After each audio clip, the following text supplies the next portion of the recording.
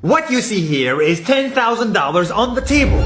You can take this money as a loan, but I will charge you a little bit of interest rate. Like most people, you take the money and you go buy a nice car. But in 10 years, it's time to pay me back.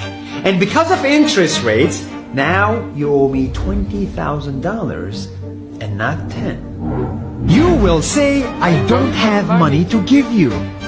And if you don't, I take your car and a piece of your house. This is how debt works. And after 3 years of traveling the world, I noticed that this is exactly what China is doing. For example, take the small island nation of Sri Lanka. This developing country needs money and China has a lot of it. So Sri Lanka took billions of dollars in Chinese loans. It was easy money just there to be taken.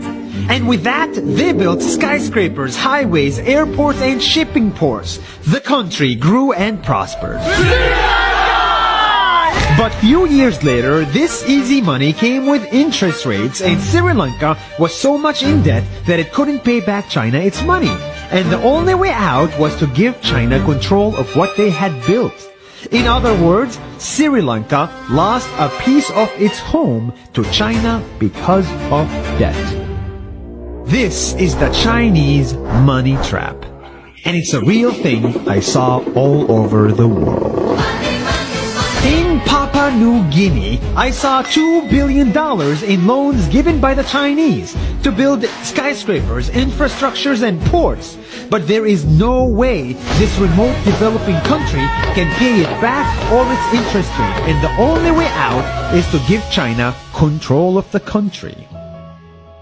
In the Maldives, Pakistan, Malaysia, Laos, Kazakhstan, Mongolia, Egypt, Kenya, and South Africa,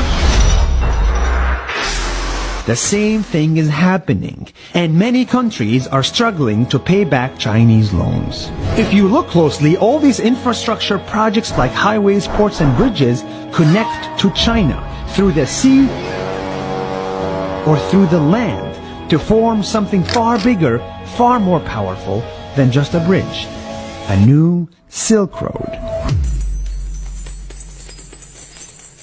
The world is already made by China, and I think slowly it will be owned by China. Don't get me wrong, building bridges, ports, highways, and airports is a great thing for the people and the country, but they come at a very high cost. And when these countries can't pay back the loans, these countries will lose their homes. One thing my parents had taught me is that there's no such thing as a free lunch or a free ride. So if we're not careful with our money or other people's money, then we better start learning Chinese. 下周见。